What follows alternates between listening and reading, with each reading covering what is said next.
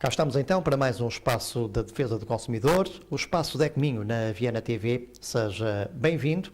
Contamos então em estúdio com o Dr. Cláudio Salgado. Vamos falar no programa de hoje de um dos assuntos que certamente muito preocupa também as famílias, tem a ver com os seus gastos, nomeadamente com o sobreendividamento familiar, mas também, Dr., com a taxa de esforço, que realmente é uma preocupação e que já aumentou, digamos, este sacrifício perante as famílias nesta taxa de esforço que tem um aumento significativo de 2017 para 2018, portanto, e que é certamente uma situação preocupante também, não é? Exatamente. Esse é um dado a notar do nosso Gabinete de Proteção Financeira relativamente ao ano de 2018. O Gabinete de Proteção Financeira apoia as famílias em situação que tenham um problema com a banca de sobreendividamento ou não. Em termos de orientação. Exatamente, em termos de orientação financeira. Ou seja, esclarece e informa as famílias, muitas vezes, noutros casos, intervém através do seu gabinete, através da mediação com as entidades bancárias, na forma de tentar renegociar os créditos a nível extrajudicial. E se assim houver possibilidade de o fazer. No que tange aos resultados do ano 2018, efetivamente a taxa de esforço aumentou de 70% para 80%, o que é preocupante, é um dado muito preocupante para as famílias portuguesas. Já agora só para percebermos também, porque realmente nós já falamos sobre a taxa de esforço, o que é precisamente a taxa de esforço, muito rapidamente, só para se perceber também. Exatamente, é parte dos rendimentos da família que é atribuída ou que é canalizada para os empréstimos. Para os pagamentos, banca. Não é? Exatamente, com empréstimos com entidades financeiras. E, portanto, esta parte de rendimentos é muito, muito elevada, o que deixa apenas, em média também, aqui uma margem muito curta para pagar despesas correntes, como a energia, a água, a alimentação e os transportes. Em média, as famílias deixam para estas despesas cerca de 226 euros, o que é muito pouco. Muito pouco, claro. Ou seja, numa situação com caráter de urgência, de um caso de doença, de desemprego súbito, a família não consegue, o agregado familiar não fica desequilibrada, não é? Claro. Exatamente, pagar as suas despesas e, portanto, regularizar de forma positiva os seus encargos. Um dado também que tivemos foi que os pedidos para orientação e informação do nosso gabinete aumentaram também em cerca de 350 pedidos. Passaram de 29 mil para 29.350 em 2018. Um aumento significativo também. Exatamente. Este não é de todo um dado preocupante, é sim uma forma também de precaver que as famílias cada vez mais importam-se, claro, e querem preocupam-se também, não é? ser esclarecidas preventivamente e, portanto, procuram aqui muitas vezes uma informação e um aconselhamento antes de traduzir aqui o comportamento de adquirir um crédito. Não seria ideal, doutor, já agora, permita também a interrupção, procurar, neste caso, a informação concreta antes de solicitar determinado empréstimo e a precaver-se também para o que pudesse suceder, eventualmente, perante o seu rendimento familiar? Exatamente. Essa é também um dado a tirar. É que cada vez mais temos famílias, sobretudo jovens, que nos procuram antes de celebrar um contrato. Aqui o importante é ter uma ideia geral e ampla daquilo que se quer contratar. O caso concreto e pesquisar no mercado as ofertas mais vantajosas, muitas vezes. Claro, depois já há dados que, obviamente, por mais atraentes que sejam, muitas vezes têm alguma coisa escondida que também leva as pessoas são levadas com isso, não é? Claro, exatamente, são ludibriadas com essas ofertas, não é? Exatamente. De créditos fáceis. E, portanto, esse também é um dado aqui a retirar. E, portanto, também cada vez mais jovens procuram aconselhamento preventivamente e de forma eficiente para tentar evitar situações no futuro menos agradáveis.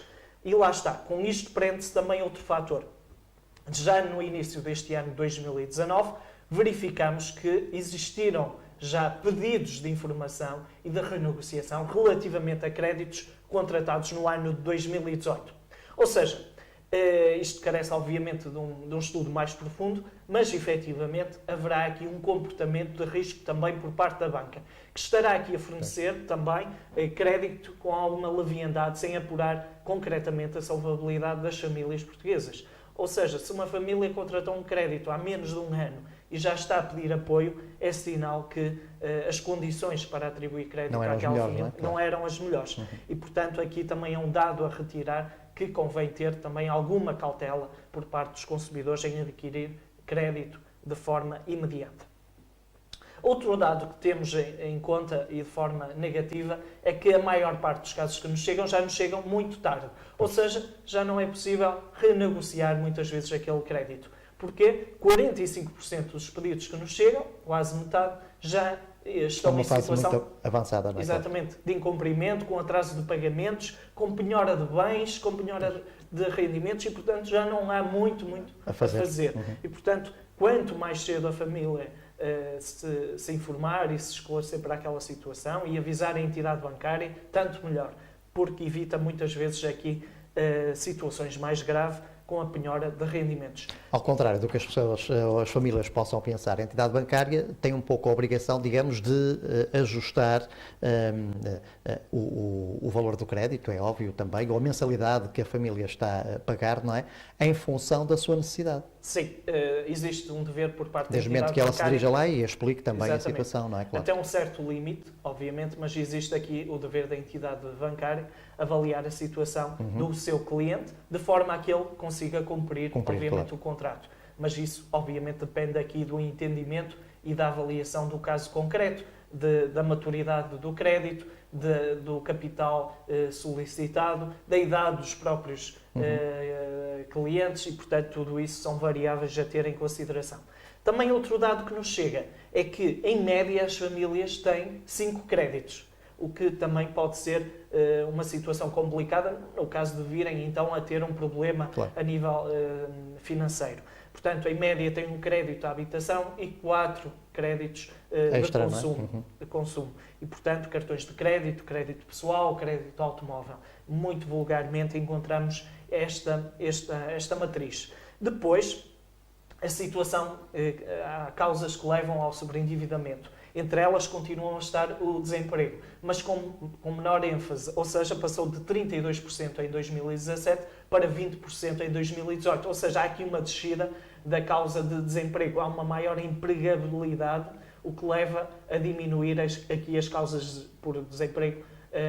De alguma forma, essa informação já é um pouco mais positiva, não é? Exatamente, exatamente. Depois estão logo atrás as condições laborais, as piores condições laborais. Ou seja, muitas vezes as famílias estavam à espera também de ter aqui um maior rendimento ao longo do tempo, que congelou com os anos anteriores. Não aconteceu, crise, não é? Claro. Que não aconteceu um aumento e, portanto, piores condições do que aquilo que era de esperar. Depois, causas como o divórcio ou separação de pessoas e bens. Esta é também uma causa que leva muitas vezes aqui a uma baixa de rendimentos e depois também as causas como a entrada na idade da reforma.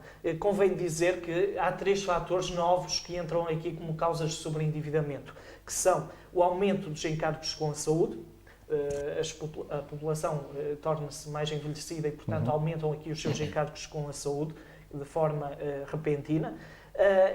O apoio a ascendentes, a tios, a avós, a pais, os mais novos têm que ajudar os mais idosos e, portanto, há aqui um aumento também surpreendente com a despesa, que leva muitas vezes a incumprirem os seus próprios créditos. E depois, também a entrada na reforma. É também uma das causas que muitas vezes levam as famílias a pedir também ajuda, porque é uma diminuição repentina de rendimentos. No orçamento, claro. Exatamente. E que muitas vezes não estão devidamente acautelados. Sabem que vão ter ali um decréscimo, mas não sabem de quanto e, efetivamente, são surpreendidos depois com esta quebra de rendimentos, que é de todo de evitar. Portanto, encargos com a saúde, apoio a ascendentes e uma entrada na reforma, uma quebra de rendimentos, levam muitas vezes as famílias a procurar ajuda, também reflexo do maior envelhecimento também da população portuguesa. Depois encontramos também outros dados, como por exemplo as pessoas que mais ajuda pedem são do 2º e 3º ciclos e do ensino superior. Também os casados, ou em união de facto, são as famílias que mais encargos têm, seguido dos solteiros e depois também os divorciados ou separados também nos solicitam muitas vezes ajuda.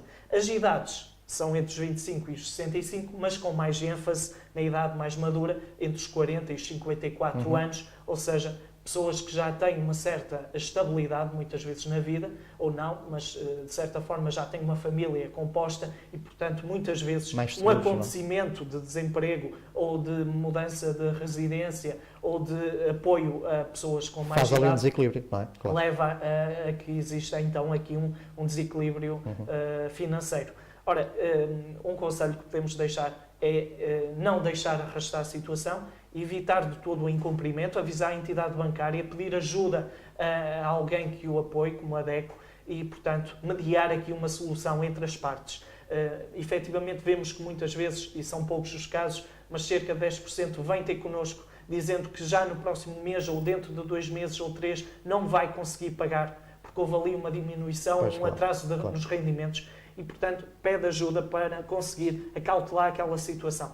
Mas, efetivamente, a maior parte dos casos que nos chegam já vem numa situação tardia e, portanto... Portanto, é aconselhável que se apercebam que o façam mais cedo, não é? Exatamente. Para evitar essa evitar a bola de neve, claro. Porque uma situação leva à outra e depois a situação, toda ela, se complica, o que é de todo, muitas vezes, de evitar. E, portanto, pedir ajuda quanto antes, de forma a conseguir ainda renegociar aquele ou outros contratos e também cortar em certas despesas que podem ser necessariamente... Ao fim e ao cabo é solicitar uma ajuda para poder cumprir realmente com essa situação. Não há milagres. Tem que haver liquidez financeira, por um lado, e depois, tendo essa liquidez financeira, levar a que as partes entendam e consigam, entre elas, cumprir e honrar aquele contrato. Muito bem, Dr. Cláudio Salgado. Ficamos então com mais um espaço da defesa do consumidor. Qualquer sugestão pode enviar também o seu e-mail geral@vianatv.pt. Desejo-lhe a continuação de uma excelente semana. Até ao próximo DECO Minho.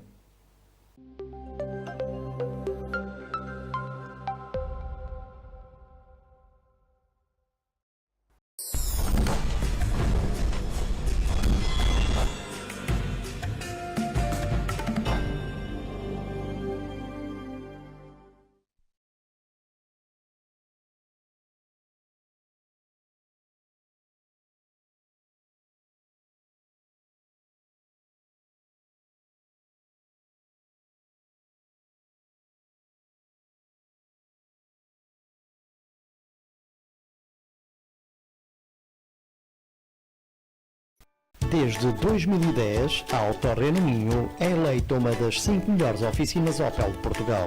Autorreno Minho, viaturas novas e seminovas, com stand de exposição na Zona Industrial do Neiva, primeira fase em Viana do Castelo e em Poço de Cavazos, Feitosa, Ponte de Lima.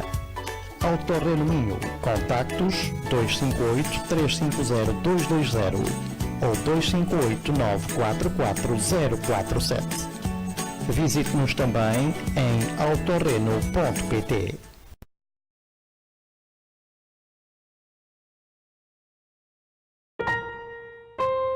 Estás cá dentro, um serviço requintado e de qualidade com emenda variada todos os dias, várias especialidades, francesinha, arroz de sarrabulho, tapas variadas, vinhos variados, serviço de esplanada com animação musical. Estás cá dentro com nova gerência, uma equipa voltada para o bem servir.